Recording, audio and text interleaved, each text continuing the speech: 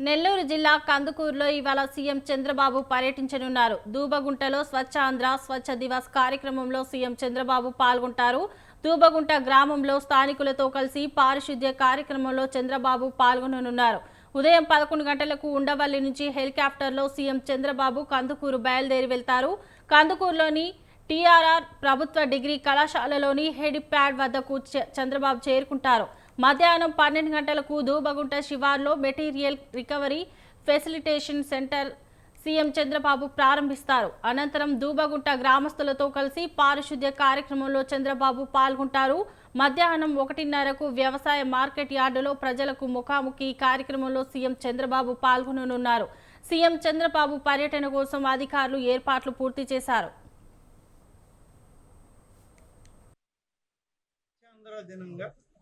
గౌరవ ముఖ్యమంత్రి గారు ఆంధ్రప్రదేశ్ రాష్ట్రంలో నిర్ణయించడం జరిగింది.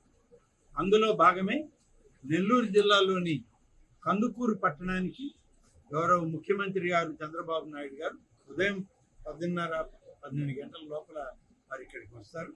ఇక్కడికి వచ్చిన తర్వాత 3 గంటల పాటు కందుకూరు పట్టణం, దోబగుంట ప్రాంతం ఇవన్నీ కూడా చూడడం, స్వచ్ఛాంధ్ర కార్యక్రమంలో ఆయన స్వయంగా పాల్గొనడం.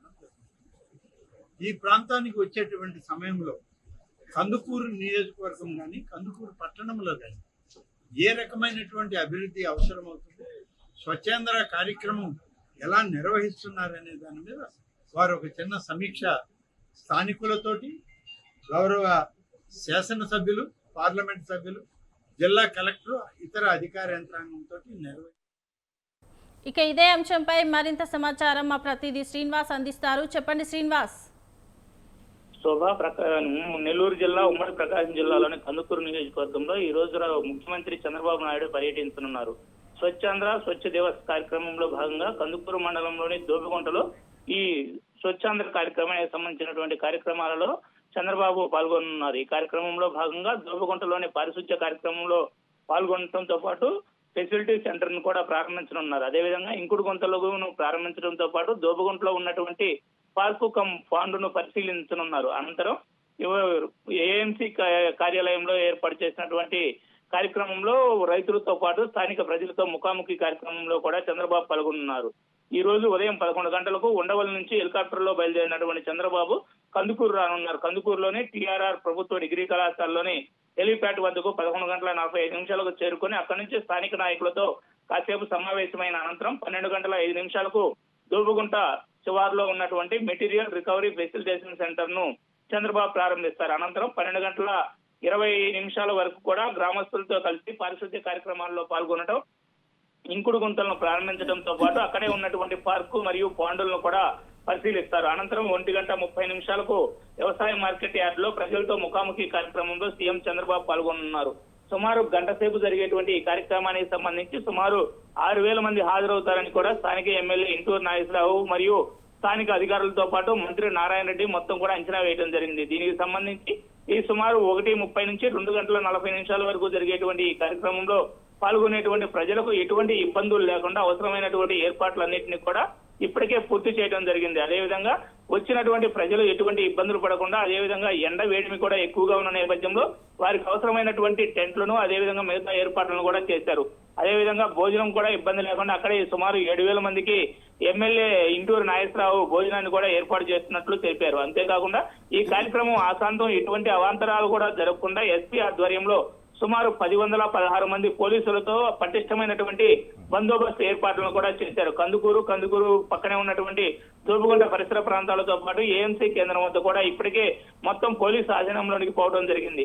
చంద్రబాబు ముఖ్యమంత్రి అయిన తర్వాత మొదటిసారిగా కందుకూరు నియోజకవర్గానికి వస్తున్న నేపథ్యంలో ఈ స్థానిక కందుకూరు ప్రజలు కూడా చంద్రబాబు ఇచ్చేటువంటి హామీలపైన ప్రధానంగా దృష్టి పెట్టి ఉన్నారు. అయితే ఇప్పటికే గత 2007 నుంచి కూడా కందుకూరు మున్సిపాలిటీకి ఎన్నికలు ఆగిపోవడంతో దానిపైన స్పష్టత వస్తుందని, మున్సిపాలిటీ అభివృద్ధి కూడా జరుగుతుందని కందుకూరు ప్రజలైతే ప్రత్యేకమైనటువంటి ఆకాంక్షతో కూడా ఉన్న పరిస్థితి ఉంది.